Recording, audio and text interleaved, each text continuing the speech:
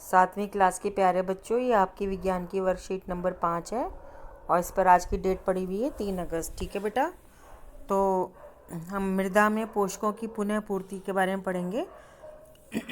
मृदा माने बेटा मिट्टी होती है और पोषक, जैसे आपको भूख लगती है, आपको भोजन चाहिए होता है और तो भोजन में कार्बोहाइड्रेट, प्रोटीन, वसा, विटामिन वगैरह सब होते हैं। तो इसी तरह से मिट्टी में भी चाहिए होते हैं, क्योंकि मिट्टी में तो पौधे उगते हैं, है ना। तो आज हम पढ़ते हैं कि क्या आज वर्कशीट में बताया जा रहा है।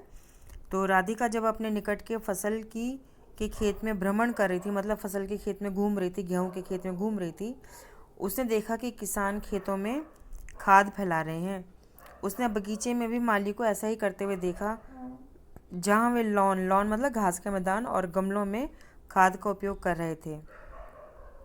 वह सोच में पड़ गई, ऐसा क्यों है। तो बेटा ध्यान देंगे कि यहाँ पे क्या गलती लिखी है कि खेतों में जो खाद है, खाद नहीं उर्वरक लिखना था शब्द।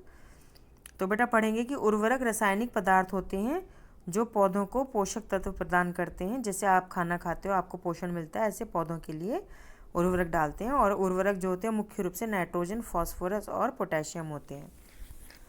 तो बेटा उर्वरक जो होते हैं ना, फैक्ट्री में बनते हैं, मनुष्य बनाता है, आदमी लोग बनाते हैं। ठीक है बेटा। और जो खाद होती है वो जैविक पदार्थ होती है, जो पौधों के अवशेष, पशुओं के गोबर आदि से प्राप्त होता है और पौधों को पोषक तत्व प्रदान करता है।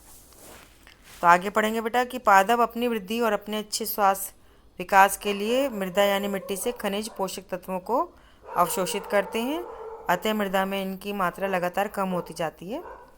उर्वरक और खाद में नाइट्रोजन, फास्फोरस और पोटेशियम जैसे पादप पोषक होते हैं। मृदा को यानी मिट्टी को इन पोषक तत्वों को से समृद्ध करने के लिए भूमि में उर्वरक तथा खाद मिलाने की आवश्यकता होती है। तो बेटा भूमि में खाद डालते हैं, उर्वरक डालते हैं। खाद तो गोबर से बनती है और पेड़ पौधों से बचा हुआ खाना, सड़ा गला मांस, मछली सब सब जो है खाद में बदल जाती है। जो उर्वरक होता है वो पानी में घुलनशील सफ़ेद पदार्थ होते हैं जो कि फैक्ट्री में बनते हैं। और खाद पानी में नहीं घुलती, ध्यान देना बेटा, आपको पता भी है। ठीक है। तो पौधों को सभी पोषकों में नाइट्रोजन की सबसे अधिक आवश्यकता होती है। यद्यपि वायु में नाइट्रोजन गैस प्रचुर मात्रा में उपलब्ध होती है, लेकिन पादप इसे सीधे उपयोग नहीं कर सकते। पादप नाइट्रोजन को विलय रूप में ही अवशोषित कर सकते हैं। तो बेटा इसका क्या मतलब है कि हवा में 78% नाइट्रोजन है, लेकिन पौधे उसको सीधा नहीं चूस सकते कि हमें ज़रूरत है आ जाओ। तो उनको नाइट्रोजन को घुलनशील पदार्थ, जैसे पानी में चीनी घुल जाती है, ऐसे घुलनशील पदार्थ के रूप में बदलना पड़ता है। और वो काम कौन करता है? राइजोबियम नाम का जीवाणु करता है, जो कि चना, मटर, मूंग और अन्य फलीदार पौधों की जड़ों में रहते हैं। वायुमंडलीय नाइट्रोजन को लेके इसे विलेय पदार्थ मतलब जो पानी में आसानी से घुल जाते हैं। ठीक है बेटा, समझ आ रही है ना बात। तो उसमें वो परिवर्तित कर देते हैं, परिवर्तित मतलब बदल देते हैं। तो अधिकतर दालें फलीदार पादपों से प्राप्त होती हैं। तो बेटा जो दाल होती है ना, वो फली वाले पौधों से मिलती है। आप तो गांव में खेतों में जाते हो को तो पता ही होगा, है ना। तो राइजोबियम अपना भोजन स्वयं नहीं बना सकता। फलीदार पौधे बैक्टीरिया को भोजन और आश्रय प्रदान करते हैं। यह सजीवी संबंध कहलाता है। बेटा यहाँ पे ये बताना चाह रहे हैं कि जो राइजोबियम नाम का जीवाणु है, वो हवा की नाइट्रोजन को पानी में घोल सकता है, लेकिन खाना नहीं बना सकता अपना।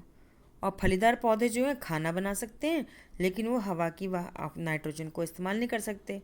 तो राइजोबियम जीवाणु उनकी जड़ में रहता है, कहता है भाई देखो, मुझे रहने के लिए खाना और जगह दे दो, खाना दे दो, मैं बदले में तुम्हें नाइट्रोजन पानी में घोल के दे दूँगा। तो इसको हम सहजीवी संबंध कहते हैं। तो ये आपका लिखा हुआ है सहजीवी संबंध, दो जीवों का मध्य संबंध जिसमें दोनों जीव आवास और पोषण के लिए परस्पर लाभान्वित होते हैं, इसको हम सहजीवी संबंध कहते हैं। चलिए अब हम जो है प्रश्न उत्तर करते हैं। तो पहला प्रश्न है कि उर्वरक और खाद के बीच में अंतर लिखें। तो बेटा ये उतारना है आपने पूरा का पूरा, ये आपका उत्तर 1 है। ठीक है, ये दोनों उतार देना। ठीक है बेटा, उत्तर 1 में। उत्तर 2 कह रहा है पादप के लिए आवश्यक 3 मुख्य पोषक तत्व कौन से खालिस्तान में भरेंगे। बेटा ये लिखा हुआ नाइट्रोजन, फास्फोरस और पोटेशियम।